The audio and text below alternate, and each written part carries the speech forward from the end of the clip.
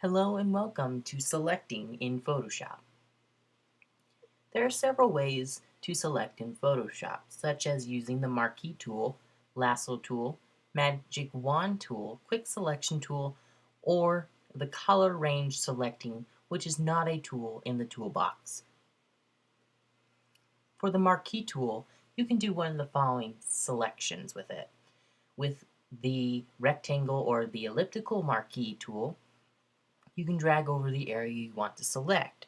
If you want the rectangle or the elliptical shape to be square or circle, you can hold down the Shift key and it'll be proportionate as you drag. But release the mouse button before you release the Shift key to keep the selection shape constrained. And you can drag a marquee from its center, you can hold down the Alt keys on Windows or the Option key on Mac after you begin dragging. You can also specify a feathering setting in the option bar.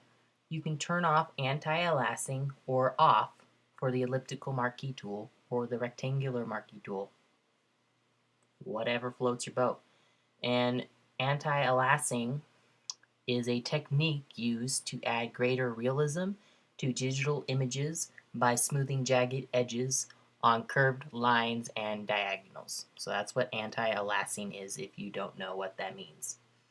For rectangular or elliptical marquee tools, you can choose a style in the option bar. Normal determines the marquee proportions by dragging. Fixed ratio sets a height to width ratio. You can enter values. Decimal values are valid for the aspect ratio. So for example, to draw a marquee twice as wide as it is high, you can enter 2 for the width and 1 for the height. You can also have a fixed size, which specifies set values for the marquee's height and width. Enter those pixel values in whole numbers. And note, in addition to pixels, you can also specify units such as inches or centimeters in height and width values as well. Just type that in the box, so 20 IN or 20 cm for centimeters. You can also do one of the following to make a selection with the marquee tool as well. So there is other options such as single row and single column marquee tool selection. So with the single row or single column tool selected, you can click near the area you want to select and then drag the marquee tool to its exact location that you want. If the marquee is not visible, you have to increase your magnification of your image to view. So a single row or a single column of pixels will not show up if you have your image fitting within your window. You have to zoom in order to see it. So that's why if you don't see the little marching ants, zoom in. Next we have the lasso tool. The lasso tool and polygonal lasso tool allows you to draw both freehand and straight edge selections. The magnetic lasso is ideal for edges set against high contrast backgrounds. The Magic Wand tool. It allows you to select an area of an image based on its color. The tool is located near the top of the Photoshop toolbox. When you click an area in an image with the Magic Wand tool, all areas which are similar to the color you have selected will be selected of similar color.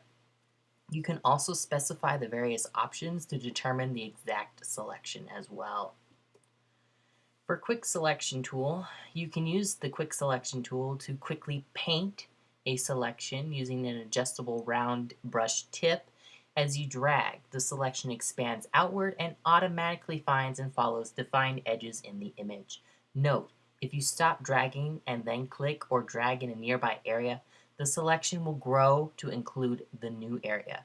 To subtract from the selection, click the Subtract From option in the options bar, then drag over the existing selection. To temporarily switch between add and subtract modes, you can also use the keyboard command Hold Alt on Windows or Option on Mac.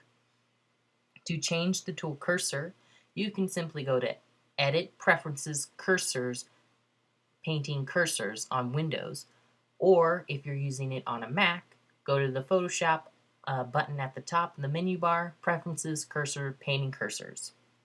Normal brush tip displays the standard quick selection cursor with the plus sign or minus sign to show the selection mode. Color range selecting. So to do color range selecting, you just go to Select Color Range. So let's view this tutorial on Adobe's help site for more information.